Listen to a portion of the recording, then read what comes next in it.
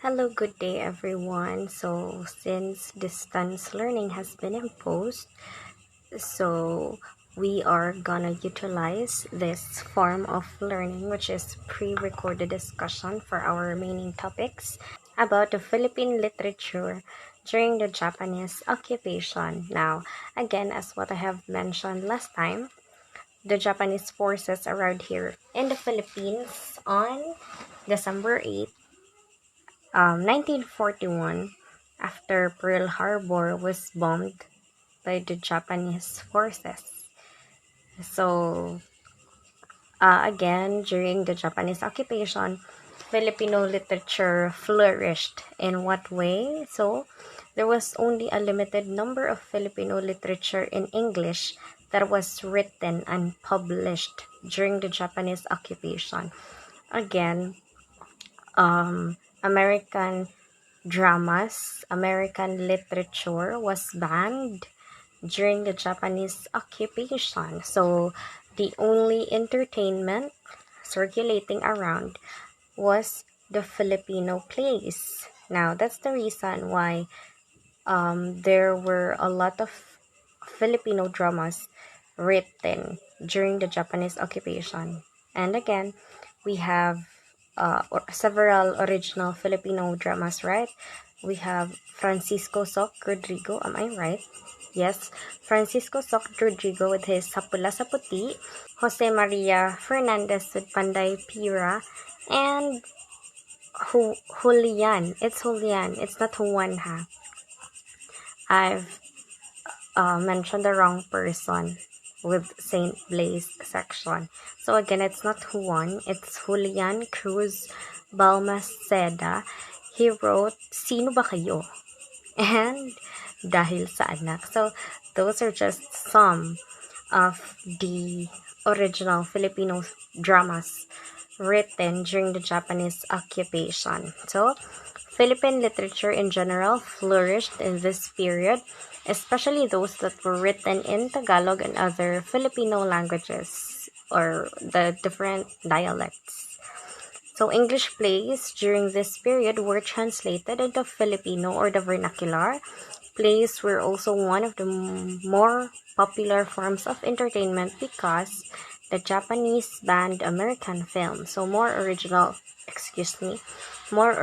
dramas in Filipino were written. And again, some of the notable writers were known during the Japanese occupation. So we have Carlos P. Romulo. He received Pulitzer Prize by the Columbian University for his written works dedicated to the Americans. So I saw the fall of the Philippines. I see the Philippine Rise, My Brother Americans, and Mother America. So again, those are dedicated to the Americans. And we also tackled about Without Seeing the Dawn by Haveliana. I forgot his name. Basta it was Haveliana. It was adapted into a movie called Santiago, which was starred by Fernando Poe Jr. and Hilda Coronel. So, again, the most gruesome literature written was the autobiography of Nana Rosa or Maria Rosa Henson, which is entitled Comfort Woman, a Slave of Destiny. So it was all about her experiences under the cruel hands of the Japanese Imperial Army. It was very brutal, very traumatizing, not just physically, but as well as mentally and emotionally. Again, the famous writers during the Japanese occupation were Bienvenido Santos, Marcelo Agana Jr., Nick Joaquin, and Manuel Arguella. So, for today's topic, we will be talking specifically about Manuel Arguella.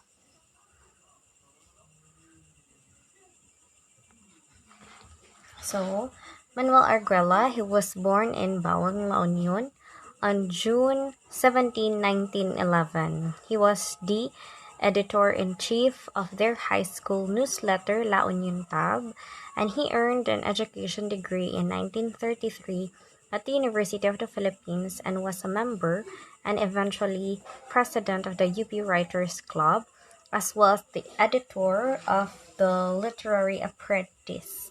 So he was also the editor of Welfare Advocate, the publication of Bureau of Public Welfare, where he worked after teaching in the University of Manila. So what um made him notable?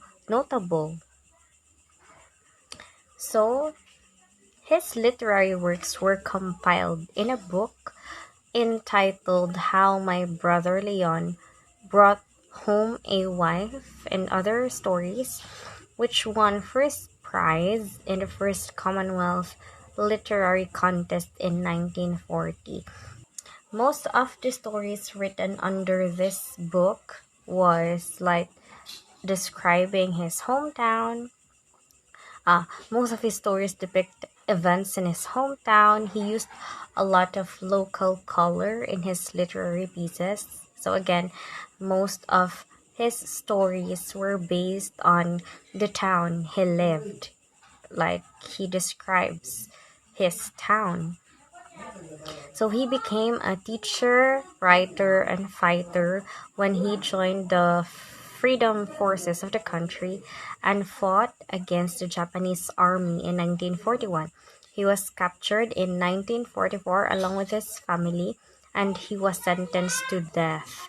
And he was executed not on October 24, it was not October, it was August 30 at the age of 33.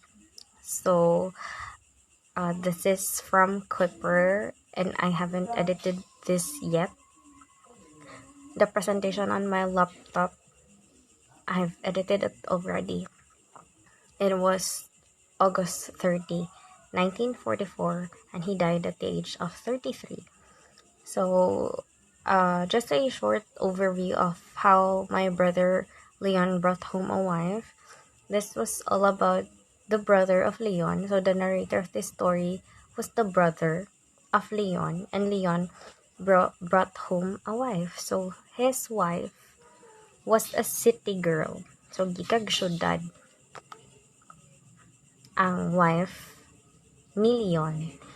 And then, as they journeyed, going to Leon's house, so they have crossed. Nianggi sila og kinamautan nga agyanan. Like, di ni mo ma-imagine ang kamaot.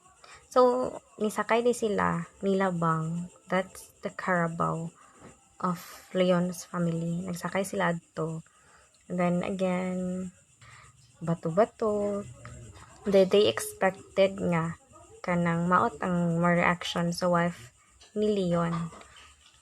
But then again, as they journeyed, namay sila because the wife of Leon liked it. Then when they arrived at home, Leon's brother looked for his father. Then they talked something like that. Ma'am Sheila told me about this. And then Moto, when the father talked to his brother, it was all his father's plan. Murag plano day sa papa nila Leon nga ipaagi ihang wife sa kinamautan nga agyanan para makita ihang tinuod nga baho as a city girl. But then again, giganahan man ang wife ni Leon. She was even amazed. So that's it. Mora. Basta kay mura gi-explain or gi-describe ilang town. Something like that. So that was the story. So morning and Nagripkan. So Nagripkan, this is the name of their town. Nagripkan. So I guess that's it about Manuel Arguello. So to continue with our discussion, we are already done discussing about Philippine literature during the Japanese occupation. Now, we will be discussing about Philippine literature in the post-war and contemporary period. So let us start first with post-war Philippine literature. So I will be just utilizing this page because the PowerPoint presentations in Quipper are time consuming. So, dagan pag-agian, may pagdiretso na lang ani. Anyway, I can just zoom in and out man the texts. So, please bear with it. So, brief history after the war. So, in 1941 to 1945, Philippine literature was interrupted in its development when the Philippines was again occupied by another foreign country, which is Japan. So, again, they arrived here December 8, 1841. Philippine literature in English came to halt again because the English literature was banned by the Japanese forces. That's why our dear writers opted to write in Tagalog and other Filipino languages. So it took a while before the writers could find their bearings after the war. The Japanese prohibited writing in English, which resulted in the writers' renewed attention to literature in the Filipino language. That's why Filipino literature flourished during the Japanese occupation. So post-war literature. So let us tackle about it. Postwar poetry and fiction was dominated by the writers in English educated and trained in writers' workshop in the United States or England. Our Filipino brothers flew to America or the England to study, to deepen and to sharpen their skills with writing. So among these were the novelists Edilberto and Edith Tiempo, short fictionist Francisco Arceliana, poet critic Ricardo Dimitilio, poet fictionist Amador Daggio, poet Carlos Angeles, and fictionists NVM Gonzalez or Nevermind Charis. It's Nestor Vicente Madali Gonzalez. Again, Nestor Vicente Madali ang spelling, Madali. Gonzalez and Bienvenido and Santos. Most of these writers returned to the Philippines to teach. With their credentials and solid reputations, they influenced the form and direction of the next generation of writers, mainly in accordance with the tenets of the formalist new critics of America and England. So formalist new critics is like a new way of analyzing texts, which is more on analyzing figurative languages, like that, more on analyzing, and that's what we use in analyzing literary texts today. Formalist new critics, how we analyze certain text. So we have different characteristics of Philippine post-war literature. So these are like themes of the different literary pieces. So first we have romanticism. Romanticism doesn't just merely talk about romance. It doesn't, but it's more on emotions. So this is an 18th century literary, artistic, and philosophical movement that is a reaction against neoclassicism. Neoclassicism is like a revival of the classics, how classical writing is being revived. So romanticism is like against it. So it emphasizes the imagination and emotions. In English literature, it is known for its sensibility and its use of autobiographical material, emotions of happiness of the common man, an appreciation of nature, and interest in the remote, predilection for melancholy, and the use of older verse forms in poems. Again, more on the appeal to the emotions and autobiographical material, um just like Comfort a Woman, a Slave of Destiny. That's after the war. Like how Nana Rosa um had the courage to share her experiences during World War II. So after na to, niya nasuwat. So nationalism, this means exalting one's nation above all others and placing primary emphasis on the promotion of the nation's culture and welfare before those of other nations. Just like the novels of Rizal, No Limitang Here and El Filibusterismo, it was nationalistic. Independence, this is the quality or state of having freedom from being controlled by the others. Kay, after the World War II, most of the colonies had their independence. So, Moreg, it became an inspiration for the writers to write about independence, just like the works of Carlos Piromolo about I see the Philippine rise, my brother Americans, mother America. I so that's it. Next is nature. In Philippine post-war literature, natural scenery is praised and described, just like the works of uh, Manuel Arguella, How My Brother Leon Brought Home a Wife. It was more on describing his hometown. So, natural sceneries. Expression of feelings. The characters in Philippine post-war literature were portrayed as being able to express their feelings through their thoughts, words, and actions. Kaya again, we were achieving or like we want to achieve our freedom. That's why more of the writings were expression of feelings.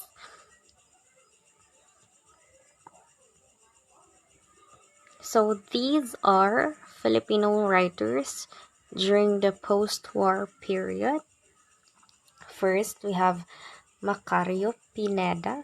He wrote and published Ang Ginto sa Makiling in 1946, which is the first Philippine literary work after World War II.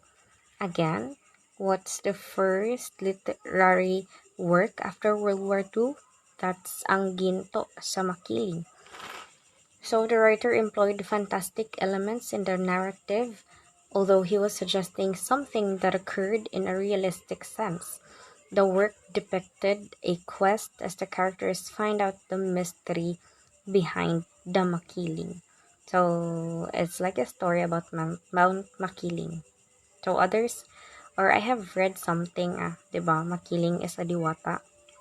So they are certain encounters with Maria Makiling. But anyway, it's just a story. Next, we also have Stevan Haviliana. Oh, it's Stevan. So in 1947, he published his work Without Seeing the Dawn, which is about the experiences of Filipinos before and during World War II. And again, this is adapted into a movie entitled Santiago. Um, Santiago, which was starred by Fernando Poe Jr. and Hilda Coronel.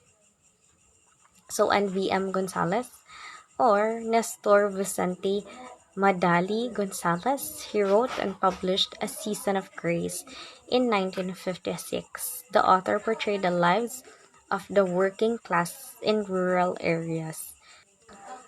Do we have more? Oh, not anymore. So, post war poetry and fiction was dominated by the writers in English educated and trained in writers' workshops in the United States or England, and they came back here in the Philippines to teach.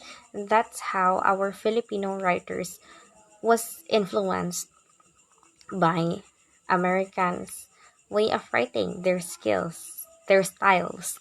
So characteristics of post-war literature include romanticism, more on the emotions, nationalism, it's how we fight or the pride of the Philippines, independence, nature, and expression of feelings. And we also talked about some Filipino writers, right?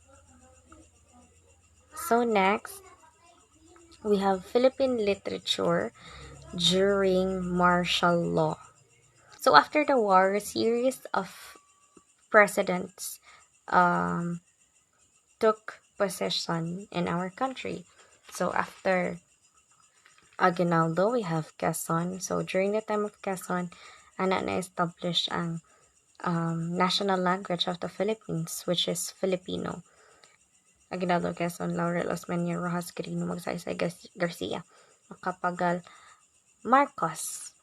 So this is when um, Ferdinand Marcos Sr.'s reign or regime. So what happened on Philippine literature during martial law? So we also know that during the martial law, everything was brutal.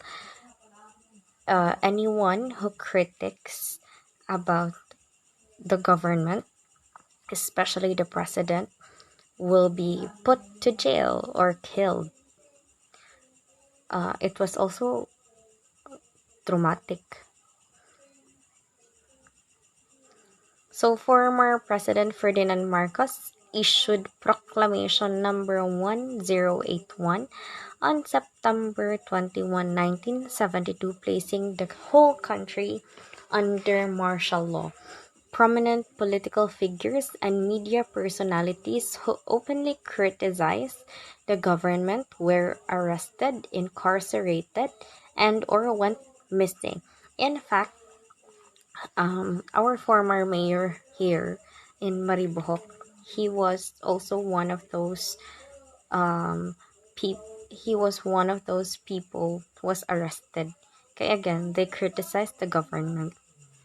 As a form of protest and expression in this grim period, different literary works emerged aiming to expose, narrate, or express anomalies, conspiracies, and leftist views about military abuses against citizens, economic plunder by bureaucrats and cronies of the regime, and impoverishment of the masses.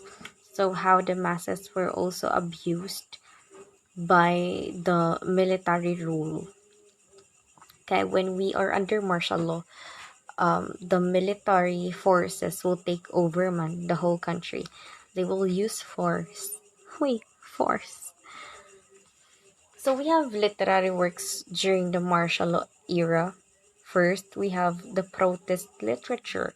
When we say protesta, diba that's a laban against the government. So sometimes called as revolutionary literature.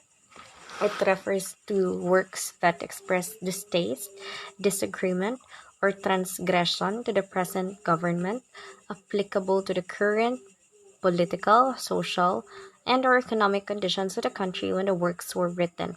A notable example was Lualhati Bautista's Dekada 70. So this is like a narrative or narration about what happened during the martial law. I've read this when I was in grade 9. I don't know if you have read this also, but this was also gruesome.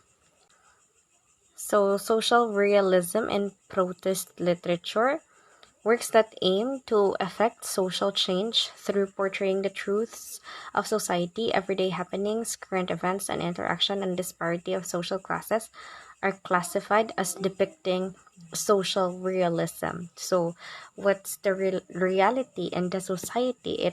It was exposed through literary pieces or through writing. So the poet Amado Hernandez, who was also a union leader and social activist, also wrote novels advocating social change. So protest literature advocates change They want reforms. So, example, Luha ng Buwaya, 1963, deals with the struggle between the oppressed peasantry and the class of politically powerful landlords.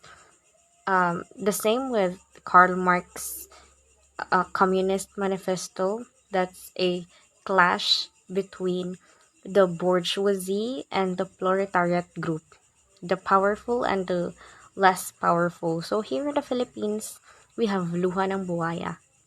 Again, between the peasants and the powerful landlords.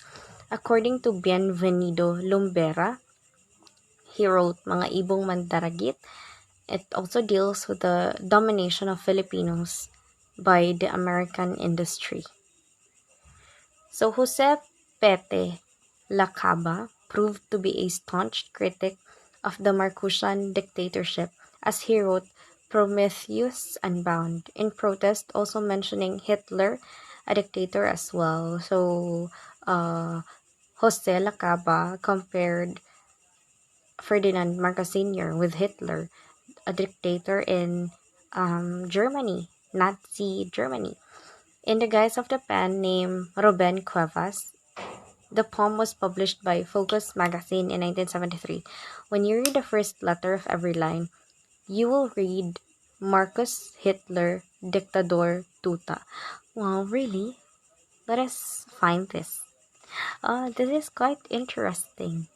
So again, Jose Pete Lacaba, his pen name was Ruben Cuevas. Next, we have proletarian literature. It refers to literary works written by working class authors about the working class. According to Salvador P. Lopez, it shows the experiences and struggles of the working class. So, proletariat in Communist Manifesto. The proletariats were like the higher class in the society. The bourgeoisie was the lower one. Pero here, in the Philippine literature, proletarian literature refers to the literature which were written by the working class group, their experiences and struggles. So we have Arturo B. Rotor. He puts it clearly in an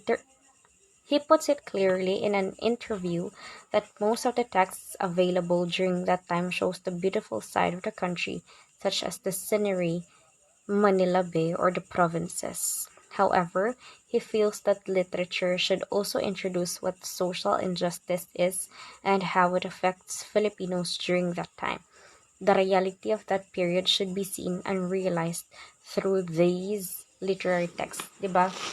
Writing was a form of expressing the social or the reality in the society.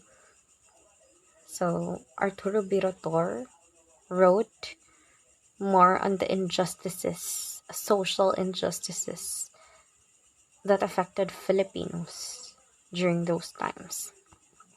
Hernando Ocampo, before he became known as a visual artist, wrote stories like We or They, depicting hungry peasants looting a rice warehouse and getting killed by the guards.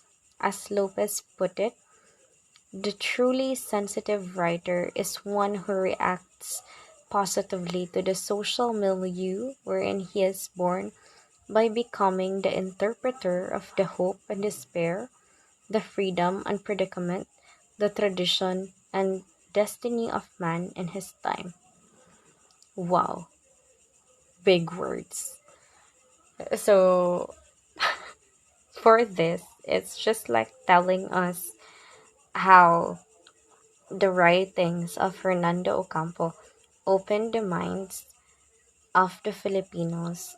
So, the struggles of peasants or these tenants for lands, no, they loot or they have stolen loot, ilang gi lungkab, ilang gi pangkuha ang mga rice dito sa warehouse. And then they were killed by the guards. So it's like opening our minds to reality. That's just it.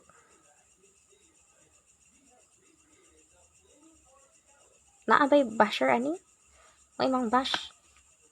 Masuko ko. So first, literature. We have protest literature. It was more on literary pieces that are against the government. We also have proletariat literature, those that are written by the working class in the society. We also have prison literature. It refers to literary works produced by authors who are incarcerated or confined in a secluded area such as a prison cell. During martial law, the government arrested not only political and media dissidents, but also writers and scholars such as Bienvenido Lumbera, Ninot Carrasca, Ricardo Lee, and Jose Maria Sison, and among others. Some examples of prison literature include Pintig sa Malamig na Bakal, Poems and Letters from Philippine Prisons, and Mila Aguilar's Why Cage Pigeons. So, literary pieces written or produced by authors who are imprisoned. Wow.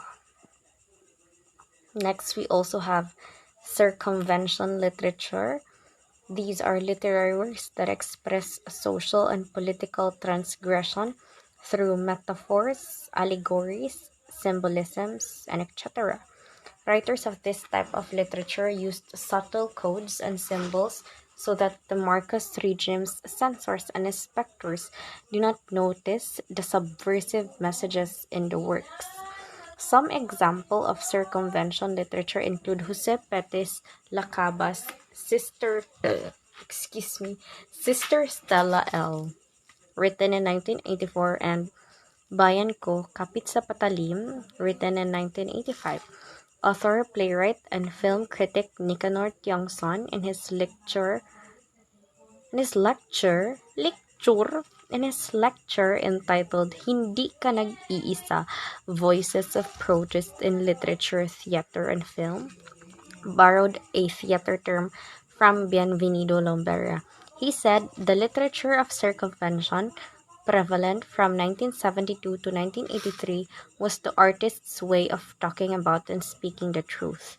Again, writers, media men, anyone who were against Marcos's regime were captured. Some were even killed brutally. There are a lot of massacre nga nahitabo, especially in media. So, their way of still opening the minds of the Filipinos is through circumvention literature. Kanang kuan lang, symbolisms lang ang ipakita. They won't mention literally about Marcos. Kaya again, ipadakop man sila. So, this is just their way of opening our minds. So, kinds of literary works during the martial law are protest literature, proletarian literature, prison literature, and circumvention literature. So, social realism is portraying the truths of society, everyday happenings, current events, and interaction and disparity of social classes, which became the main theme during the Philippine literature during Marcos's regime. So again, writing against the government during Marcos's time was scary. Pwede kang hindi na masikatan ng araw. Char. OA.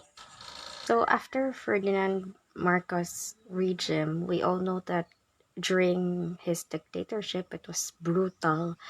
It was also dramatic because those who write critic about his form of government will really suffer, either ipapriso or ipapatay.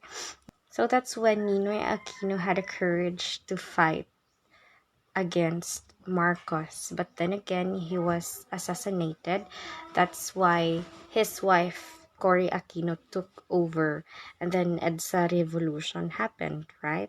So this is just a continuation, which is the Philippine literature post EDSA revolution. So they had a prayer brigade at the Epifanio de los Santos Avenue. So bear with my face. So how did the post EDSA period influence literary texts? So in Bienvenido Lombera's Philippine Literature, A History and Anthology, he mentioned notable events of the Philippine literary scene when martial law finally ended and a new government was established. These notable events were the following. So we have critics such as Virgilio Almario Isagani Cruz and Soledad Reyes embarked on different approaches, post-structuralist and post-colonial, in reading Philippine writing. Publishers who produced and embarked on non-traditional projects emerged, such as Anvil Publishing, New Day Publishers, and Solidaridad Publishing House. So the rise of gay and women's writings, including male authors writing about women, enabled the flourishing of gay and feminist discourse. The poem entitled The Way We Live, written on 1992 by Danton Remoto, was one of the early poems during the 1990s that was written by an author from the gay community. So during the time after the EDSA revolution, it's like we had our freedom. So during the post EDSA revolution, it's like women were empowered, as well as the gay community. They like had the courage to write since they felt protected. Also, post-EDSA writings paved the way for the development of vernacular literature, or literature written using the daily speech of common people, which also became a source of regional literary histories. So, diba, during the Japanese colonial period, we already had literature written in vernacular. So, during the post-EDSA revolution, because of the use of the dialects or vernacular, our regional histories or literary histories were written. So, Bienvenido Lumbera also noted creative centers that seek to hone and further a writer's craft. Creative writing centers after EDSA may be grouped into two. So, there were writing centers established to enhance or improve the writer's craft during those times. So first, we have academic institutions included creative writing as part of their curricular offerings. Students of literature are also allowed to connect with other creative writers, critics, or professors. Such academic institutions include the Suliman University, the University of the Philippines, the Ateneo de Manila University, the La Salle University, and San Carlos University in Cebu. And we also have writers' organizations that periodically sponsor symposia on writing and or set up workshops for its members and other interested parties, including UMPIL or Union ng mga Manunulat sa Pilipinas, Panulat or Pambansang Union ng mga Manunulat, Panday Lipi, GAT, Galian sa Arte at Tula. We also have Katha, Pangkat ng Kabataang Kuwentesta, Lira or Linangan sa Imahen, Retorika at Anyo, at Gumil, Gunglo, Dagiti, Manurat nga Ilocano. And lastly, we have Ludabi, Lubas sa Dagang Binisaya.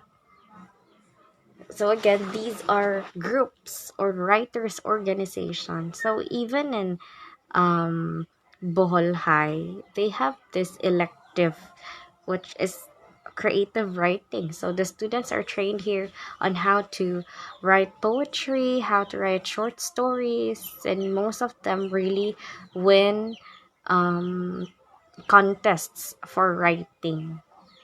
So writers were free to write during this period. Even gays and women had a right or had the chance to express their feelings without being judged. Creative writing centers such as academic institutions and writers' organizations emerged. Vernacular literature developed and became a source of regional literary histories. And lastly, gay and women writings, including male authors writing about women and gay and feminist discourses, developed. So this is post EDSA revolution. Lastly, we have 21st century Philippine literature. So 2001 up to the present. So how did our literature evolve? So as Danton Remoto wrote in his article in the Philippine Star, this is a famous newspaper. Philippine writing in the 21st century has taken a new turn. From conservative plots, literary works nowadays are gender sensitive, exploring the plurality of culture and challenging social normativities. Writers are also allowed to write both in English and Filipino. So, diba today, we are free to write, we are like free to choose our styles, our genres. There are no more restrictions. So technology plays an important role. From blogs, stories are materialized and turned into books. Such is the case for Bob Ong, a popular anonymous writer who uses this pseudonym. Some of Bob Ong's works include Aba Nakakabasa na pala ako, that's written in 2001. This is a very funny book.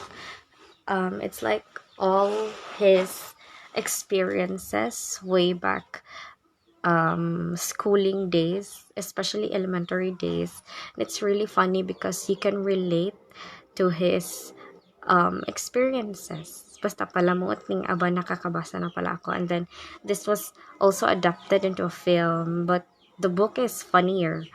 We also have Stainless Longganisa and Alamat ng Gubat. Stories uploaded via Wattpad not only materialize into books but are also adapted into movies such as Diary ng Pangit, Talk Back and You're Dead, She's Dating the Gangster, and Your Place or Mine, among others. The written works of Jonax, diba? It has really influenced a lot of teenagers. Not just teenagers, even mga idaran na. They're really fan of Jonax and Cecilib. So women, lesbian, and gay writings continue to flourish and become recognized and accepted. More regional works are being recognized, and these literary texts are now included in workshops and awards. Writers also embark on translating their works into another language or dialect, or translating a foreign work into Filipino, such as Remoto's translation of John Green's The Fault in Our Stars. Really? It's translated? So graphic novels, including comics, are gaining quite a following. Some examples include Carlo Vergara's Ang Kagila-Gilalas na Pakikipagsapalaran ni Jaja Saturna. This was adapted into a movie. I guess this was Miss Shasha Padilla. Manex Abrera's Kiko Machine Comics and Paul Medina Jr.'s Pugad Baboy. So oral poetry is revived through poetry readings or open mic readings, giving it a modern twist. So today we have the spoken poetry, right? An unusual kind of poetry genre has emerged through text tula, mastered by Frank Rivera, where the entirety of the poem is written and read in mobile phones. So kanang uso karon kanang spoken poetry. Esophagus, esophagus. So nowadays, along with the rise of technology and digitization, false narratives have also become prevalent on social media. So not just fake news, we also have false narratives. At present, there is a movement trying to rewrite history in favor of former President Ferdinand Marcos. So, 'di ba? There are there are posts that says during the time of Marcos daw, we were one of the richest nations in Asia. We had the biggest um gold amount of gold. I don't know if it's true or not. Basta kay its purpose is to redirect the minds of the Filipinos. So the Marcos apologists, hoy, di ko Lenny, di ko Marcos. So, as discussed in an article entitled A Different EDSA Story by Ed Lingao, Marcos is portrayed as a hero, while the people during EDSA Revolution are portrayed as a mix of professional protesters, military adventurists, and people who do not have an idea what they are fighting about. So, the younger generation who did not experience martial law are more attracted to the alternate version of the facts because of its prevalence on social media. Again, there are two sides of the story. We don't know which really happened. We don't know which is which. But whatever your opinion is, I respect that. But let's not try to rewrite history.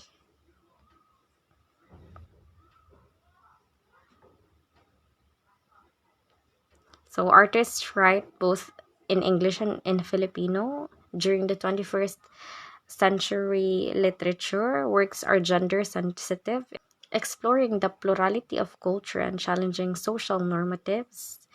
Technology plays an important role through blogs, Wattpad, mangas, comics, and graphic novels, including comics, are gaining quite a following. Daghan tigbasa rin og mangas, right? So, if you have queries about our topic, just send me a private message. Okay? So, I guess I'll be posting also the activity for this topic. Adios. Bye, everyone.